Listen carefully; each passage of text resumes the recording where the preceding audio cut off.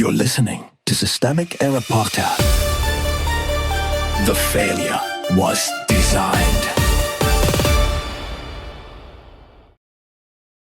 Visibly shaken Senate Republicans walloped with bad news in closed-door meeting, report, based on an article by Tom Bogany. The party in power is paying for its own damage. Republican power, Republican consequences. The source is straightforward on the surface.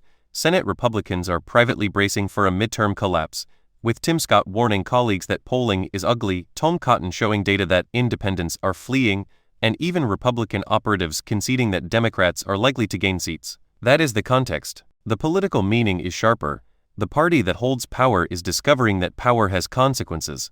The real decision-makers are already known. This is not a mystery story. Trump is the president, Republicans control the governing apparatus, and Republican leaders are the ones now trying to manage the fallout. Their private panic does not change the basic fact that they chose this alignment, defended this agenda, and spent months normalizing a president whose approval is now collapsing across groups. When voters turn away from the GOP on gas prices and economic management, that is not random mood drift. It is a verdict on stewardship. Anti-incumbent wave is a convenient blur. Calling this an anti-incumbent wave is politically lazy because it flattens responsibility. Incumbency is not an abstraction. It means who is in charge when prices sting, when governance fails, when a president loses ground with independence, and when the party's own pollster says the numbers are historically dangerous. The phrase distributes blame evenly across the horizon. The reality in the article points in one direction. Republican governance is being rejected. The panic is private because the brand is broken. What stands out is not just the polling but the staging. Republican leaders are not publicly confronting the causes of their collapse.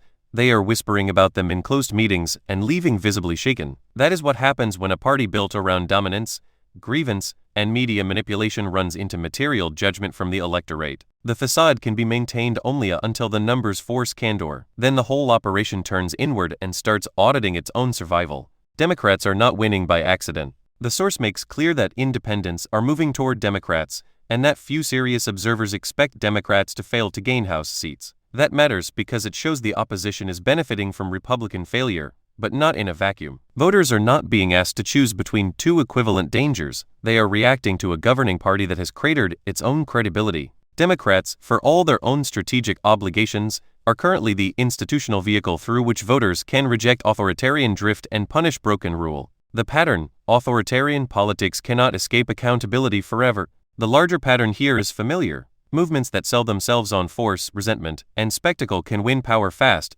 but they do not get to outrun consequences indefinitely. Once they are responsible for prices, governance, and public trust, the mythology collapses into polling. Republican leaders now sound shocked by the very electorate they spent years trying to dominate. That is not bad luck. It is the political cost of treating government as performance and consequence as someone else's problem. You've been listening to Systemic Error. Thanks to Raw Story for today's article. With the automated voice of Marcus, thanks for listening.